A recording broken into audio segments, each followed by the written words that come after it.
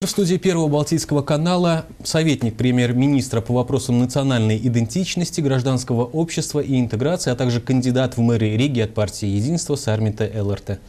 Здравствуйте. На этой неделе ваш однопартиец и евродепутат Инес Вайдера заявила, что в Латвии необходимо вводить долгосрочную программу по переводу школ и детских садов полностью на латышский язык обучения. Как вы считаете, согласны ли вы с таким заявлением? Поможет ли такая программа и дальнейшей интеграции нашего общества? Man šķiet, ka izglītība ir tāda joma, kur galvenais līdzeklis ir veicināt, nevis piespiest. Kas nozīmē veicināt to, lai bērni jau bērndārza vecumā iemācās latviešu valodu kā otru dzimto valodu. Veicināt to, lai vecāki nebaidītos viņus sūtīt arī latviešu skolās. Jo tas ir veicināt, nevis piespiest, jo neapšaubāmi tas, ka mums vēl joprojām ir saglabājusies šī dalītā skolu sistēma, ir, es domāju, viens no iemesliem, kas tomēr kavē integrāciju. Visiem bērniem ir jāmācās kopā, lai aizspriedumi neatražotos paudzēs. Есть тут один выход. Либо запрещать обучение на русском языке, либо делать двухпоточные школы. Вы какой из этих методов выбираете? Tātad, toreiz, kad bija referendums par to, ka pāriet visam uz latviešu valodu, es teicu, ka referendums nav pareizais veids. Tas ir jāveicina. Neiet runa par divplūsmu skolām. Iet runa par latviešu skolām, kurās mācās dažādu tautību bērni. Plus šīm skolām varētu būt arī specializācija, kā mums ir angļu skolas, franču skolas, var būt pastiprināti. Šādās skolās mācīt arī krievu valodu un krievu kultūru, kur vecāki varētu izvēlēties, kur bērnus sūtīt. Bet tas, kā segregēta skolu sistēma, atražu atsvešinātību, jo skolas uzdevums jau nav iemācīt tikai valodu. Ar to, starp citu, šobrīd jau bilingvālās skolas ļoti labi tiek galā.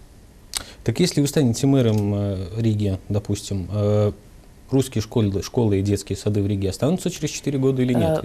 Я пока не понимаю вашей установки. Mēs ļoti pamatīgi veicināsim to, sekmēsim ar iespējams īpašām prēmijām bērndārza vadītājiem, lai jau bērndārza līmenī būtu ieinteresēti piesaistīt nelatviešu bērnus latviešu bērndārzos. Lai pēc tam vecāki justos droši šos bērnus sūtīt latviešu skolās. Veicināt, nevis aizliegt.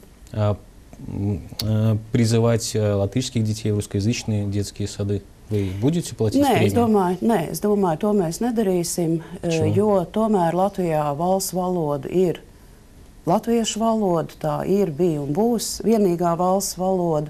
Un es domāju, ka valsts pienākums ir sekmēt, lai pilnīgi visi Latvijas iedzīvotāji zinātu latviešu valodu kā otro dzimto valodu, ja ne pirmo. Jo, starp citu, man ir labi piemēri. Piemēram, Ojārs Kalniņš, kas ir ārlietu komisijas vadītājs Saeimā. Es gribētu apgalvot, ka viņam ir divas dzimtās valodas – latviešu un angļu. Pieņemsim, Pauls Rauceps, žurnālists, arī. Divas dzimtās valodas, Kārlis Streips. Tur nav pretrunas, viņi tādēļ nav nabagāki. Tas, ja visiem mazākumu tautību bērniem latviešu valoda būs kā otra dzimtā valoda, tikai palīdzēs. Но вам не кажется, что вы все-таки навязываете латышский язык детям? Вот вы же в советское время в ВГИКе изучали научный коммунизм, вряд ли он доставлял этот предмет вам большое удовольствие. И чем вот такая политика ваша отличается от того навязываемого вам научного коммунизма? Redziet, Latvija ir vienīgā valsts pasaulē, kurā latviešu valoda un latviešu kultūra var attīstīties. Latvija ir demokrātiska un nacionāla valsts valoda, latviešu valoda, vienīgā valsts valoda. Latvija ir demokrātiska valsts, kas atbilst visiem Eiropas Savienības standartiem, un tāpēc šis salīdzinājums ar PSRS ir vienkārši nekorekts, jo tā nebija demokrātiska valsts. Но я не сравнивал Латвию с СССР, я сравнивал латышский язык с научным коммунизмом, который вы тоже сдавали, и, может быть, вы охотно это делали, я не знаю, но я смею предположить, что вам предмет не очень нравился. В ГИКā tāpat kā jebkurā Latvijas vai jebkurā Padomju Savienības augstskolā bija eksāmeni, kas bija obligāti. Gribēja beigt augstskolu, tev bija viņi jākārto. Kas, protams, bija daļa no šīs absurdās valsts, un kāpēc mēs tik ļoti gribējām no šīs valsts atbrīvoties un dibināt paši savu valsti. Es domāju, ka runājot par demokrātisku sabiedrību, ir jārespektē visas intereses, tā skaitā latviešu valstnācijas tiesības savā valstī runāt latviešu valodā. Tai pašā laikā gan satversme, gan, es domāju, arī patiesībā lielā vairums latviešu attieksmi ir ārkārtīgi pretīm nākoši un iecietīgi pret mazākumu tautībām. Viņa garantijas ir nostiprinātas satversmē, un atkal salīdzinājums kaut vai ar tiem latviešu trimdu, kas aizbrauca Otrā pasaules kara laikā. Viņi bija pateicīgi tām valstīm, kurās viņi varēja dzīvot, šīm demokrātiskajām rietumu valstīm. Viņi bija labi šo valstu pilsoņi, Vācijas, Amerikas, Zviedrijas, un vienlaikus viņi saglabāja savu identitāti. Katrai mazākuma tautībai Latvijā ir dotas iespējas un tiesības saглабать свою идентичность, un valsts arī par to atbalsta. Хорошо, давайте к делам рижским перейдем. Вы, поскольку, кроме всего прочего, еще кандидат в мэры, вы неоднократно в качестве примера такого хорошего творческого и предпринимательского центра называли квартал улицы Канцема. У вас есть программа, как бы такие кварталы улицы Канцема по всей Риге размножить? Каким образом можно добиться этого? Varbūt atceraties, kad es biju kultūras ministre, es spēru vairāk svarīgus soļus priekšu Tabaks nama kvartālu, kas ir Mierielā kvartāla attīstībai. Pēc tam tas drusku tā kā apstājas, bet tagad tur būs jaunais Rīgas teātris un tas kvartāls atdzīvosies. Es domāju, ka no Rīgas budžeta naudām ir jābūt gan nekustamā īpašuma nodokļa atlaides veidā, gan projektu konkursu veidā. Ir jāstimulē gan tādas vietas kā Kalnciema kvartāls, gan Kaņepes centrs, gan Kaņieru ielas, kur starp citu ir beidzies finansējums, jo Eiropas finansējums ir beidzies. Vai jebkādas šīs te nevalstiskās aktivitātes, jo tie ir cilvēki, kas piedāvā pilsētai un citiem rīdziniekiem sabiedrisko labumu. Un par šo sabiedrisko viņi izdara ļoti daudz, tur domē pašai nav jādara. Vienkārši domē, tas ir jāatbalsta. Я просто хотел бы напомнить, что эти здания в квартале Канцема были отреставрированы за государственный счет к приезду лидеров Североатлантического альянса. И стоило это все 277 тысяч латов. Вы, как будущий мэр, готовы выделять отдельным дворам, kvartālam pa 277 tысяч latов на их ремонtu? Tomēr tā nav visa patiesība, tāpēc, ka Kalnciema kvartāla īpašnieki ir ārkārtīgi daudz darījuši paši arī bez šīs naudas, lai šo kvartālu attīstītu. Tas bija toreiz tāds avārijas finansējums, lai sakoptu fasādes, jo tas tiešām izstījās diezgan briesmīgi tajā laikā. Es nedomāju, ka ir vajadzīgs tik liels naudas. Cilvēki ir ieinteresēti. Piemēram, šodien mēs tikāmies ar Aspāziju, sieviešu invalīdu biedrību Rīgā. Tur viena kundze teica, man ir iekšpagalms, mums ir dzīvokļu īpašnieku biedrība. Mēs esam gatavi iekārtot rotaļu laukumu. Mēs savāktu naudu no saviem, mums vajadzētu no domas kādu 1000. Ganība Dambī, tai pašā laikā doma taisās ierīkot rotaļu laukumu par 300 000 latu. Iedod to 1000 активным cilvēkiem. Viņi paši то издарīs. Хорошо, давайте перейдем к другую тему, про отопление. У вас, согласно декларации доходов за 2011 год, 2 квартиры в Риге. Скажите, они находятся в утепленных домах или нет?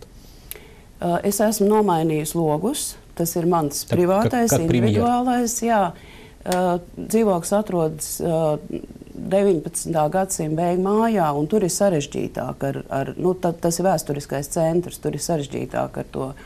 Bet arī mēs nākam kopā marta beigās dzīvokļu īpašnieku biedrība mums ir. Mēs pieņēmām lēmumu atteikties no Rīgas nama pārvaldnieka, jo tāpēc, ka viņu tāmas un atskaites mums ne mazākā mērā nepārliecināja, ka tie darbi ir izdarīti. Mēs par to domāsim. Starp citu, ļoti interesants piemērs Palmielā. Nu pat prezentēja vienu siltinātu māju. Pirms siltināšanas par siltumu viņi maksāja 90 centīmus par kvadrātmetru. Šobrīd pēc siltināšanas viņi maksā kopā 76 centīmus, no kuriem 34 ir maksājot atpakaļ kredītu, 42 ir par siltumu. Kas nozīmē, ar visu naudu, ko viņi ir ielikuši tajā mājā, viņi šobrīd maksā 16% mazāk. Госпожа Эллерте, раз вы стали в последнее время таким специалистом в области утепления, я вам хочу обратиться с личной просьбой. Я, в принципе, тоже выступаю за утепление. Я разговаривал со своим, у нас кооператив, со своим руководством своего кооператива. Мне их убедить лично мне не удалось. Личная просьба. Приходите, убедите, я договорюсь любое удобное для вас время. Вы готовы это сделать? Jā, es noteikti pie jums aiziešu, bet es neaiziešu viena pati. Es aiziešu kopā ar cilvēku, kurš dzīvo siltinātā mājā. Un mēs kopā ar jūsu kolēģiem pārnāsim. Un redziet, jūs uzdevāt ļoti būtisku jautājumu. Jo tā atšķirība no Rīgas, kas baida savus iedzīvotājus, salīdzinājumā ar Valmieru un Liepāju, abu šo pilsētu pašvaldības ļoti daudz ir darījuši, ļoti daudz, lai iedzīvotājiem nevis pierādītu, kādu labumu tas dod, un lai viņus pārliecinātu. Liepājā, piemēram, stāst, ka ļoti efektīvi ir tas, ka tās pirmās mājas, vairāk kā 100 jau ir nosiltinātas, uzreiz kaimiņos. Tā kā Мы, между прочим, делали еще сюжеты из Лепы, где дома были брошены на половине проекта, и люди зимой остались без отопления, несмотря на то, что они утеплялись. Kā jūs atceraties, Liepāja bija kādreiz slēgta pilsēta, trešā daļa no tās bija padomu militāristi. Tad, kad viņi aizgāja, tad vispār palika gandrīz vai tukšs vesels kvartāls, kas ir kara osta. Protams, ka katra pilsēta cīnās savām problēmām, bet Liepājas 117 vai 15 mājas pret Rīgas 47 un 0 pašvaldību īpašuma, pašvaldību apsaimniekošanā esošām ir zināms pierādījums. Согласитесь, еще уже не вечер. Эта программа не на 1 год работает. Вы как-то требуете результата от Риги сейчас и сразу. Может быть, через 3 года будет в Риге 500 домов утеплено. В Риге останется 117. Ņemot vērā to, ka gan Vienotībai, gan Reformu partijai, gan Nacionālajai apvienībai šī māju siltināšana ir zinām prioritāte programmā. Es domāju, ka tiešām pēc 3 gadiem Rīgā būs nosiltināts daudz vairāk mājas. И последний вопрос. Ваш личный рейтинг перед этими выборами по различным вопросам варьирует от 4 до 7%, чуть больше. Вы даже уступаете Байбе Броке. Почему так мало?